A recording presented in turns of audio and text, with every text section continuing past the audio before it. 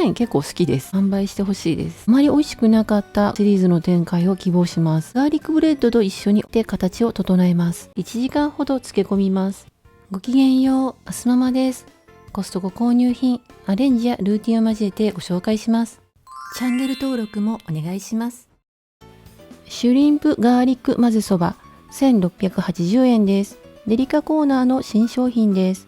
加工日は昨日、消費期限は明日です。長ネギ、青ネギ、赤玉ねぎの3種類のネギ。エビはコストコのいつものエビです。崩れているものもあるので数えはしませんでしたが、たくさん入っていますね。食べる分だけを取り分けて加熱してもいいんですけれども、うちは全部食べるのでトレーごと加熱します。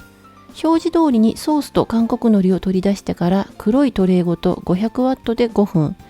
取り出して混ぜてから500ワットで10分です。麺には味がついていますが、ソースを少しだけかけました。このソースはエビだしなのかな。美味しいんですけれども、しょっぱいのでかけすぎは注意です。実はこれでもかけすぎでした。韓国海苔はちぎってトッピングしました。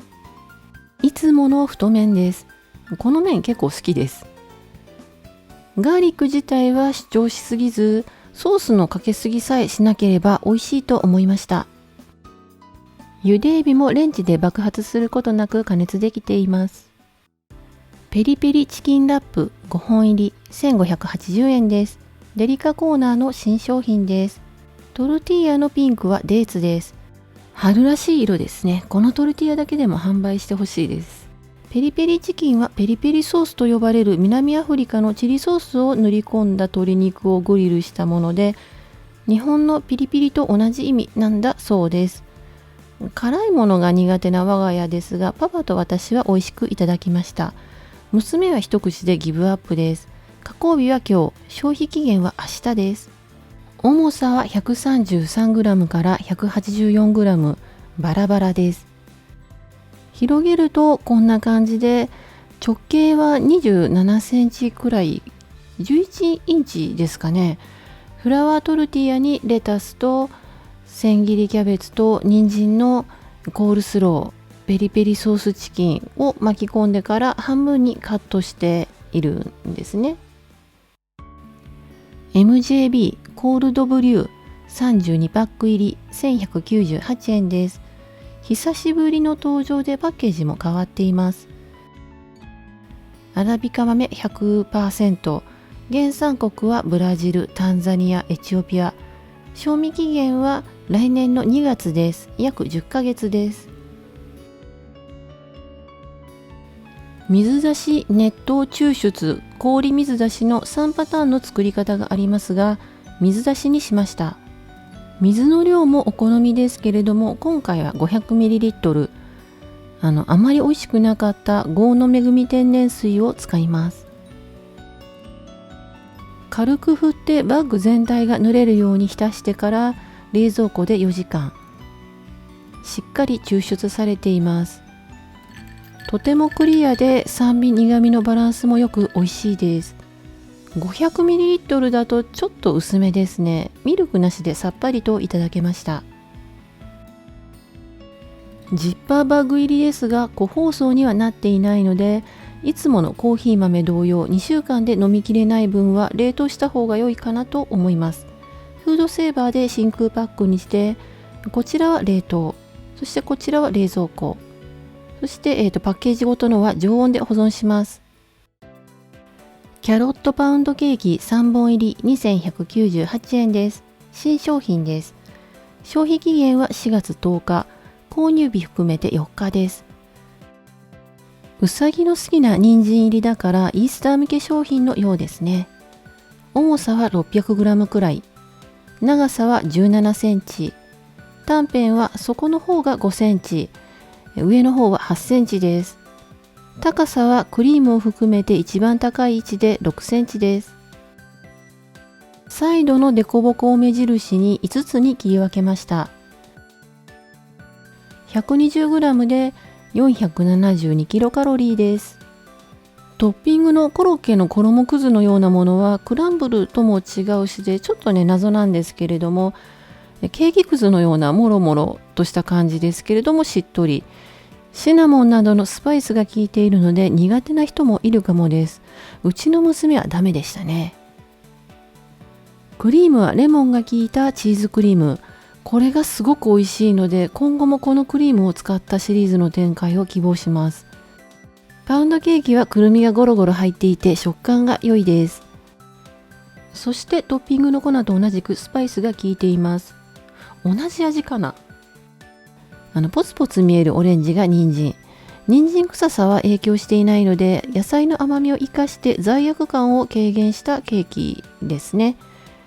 人参はすりおろしてパンケーキに加えたりと幼児食にもおすすめですしね。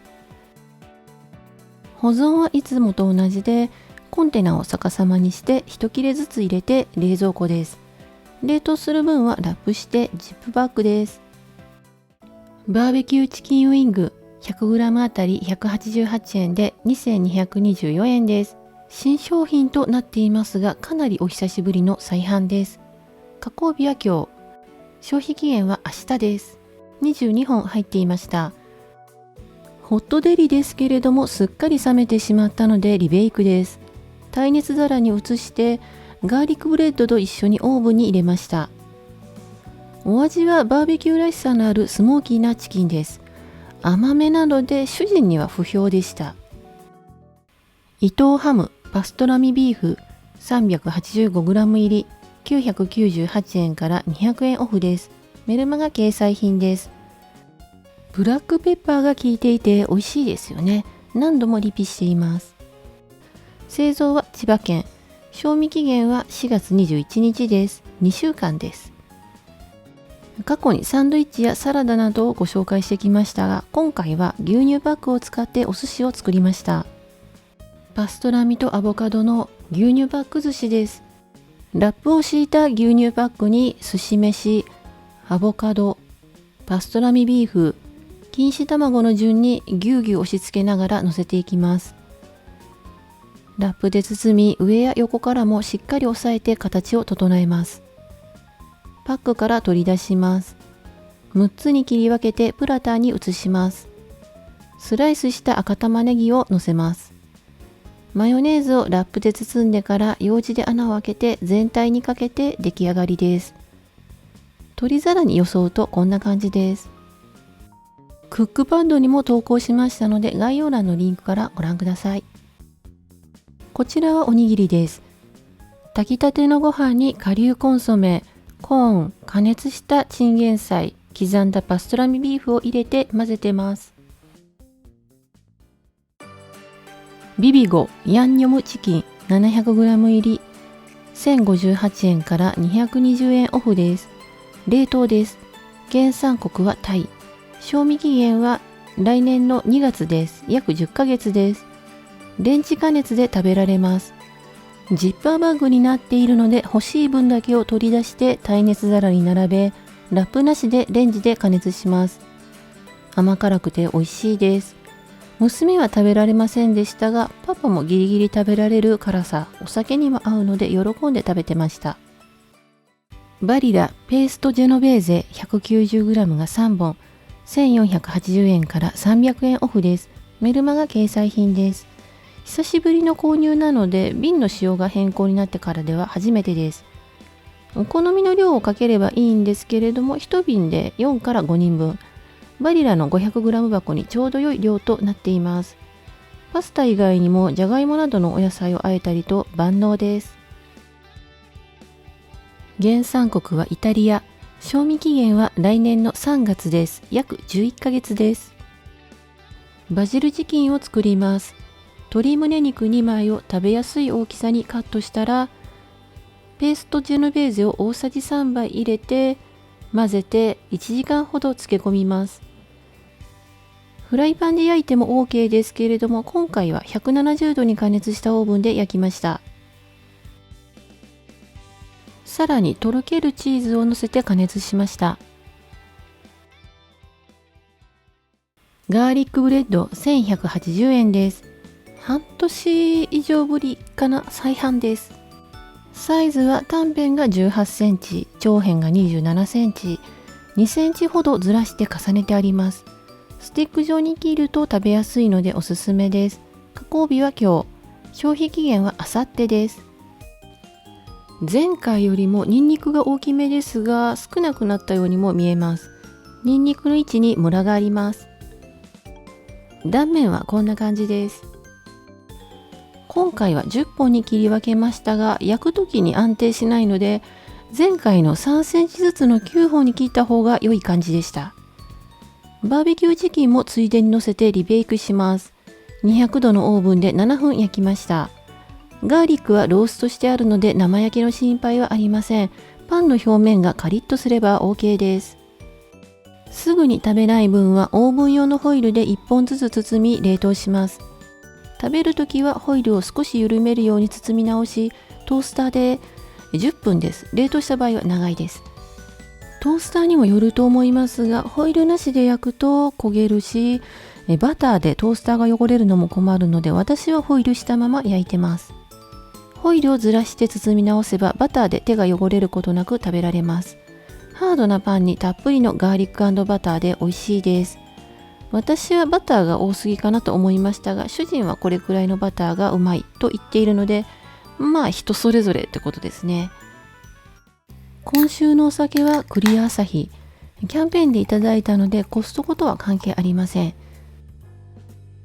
メニューはガーリックブレッド、バーベキューチキンとヤンニョムチキンとジェノベーゼの温野菜サラダ、パストラミとアボカドの牛乳パック寿司です。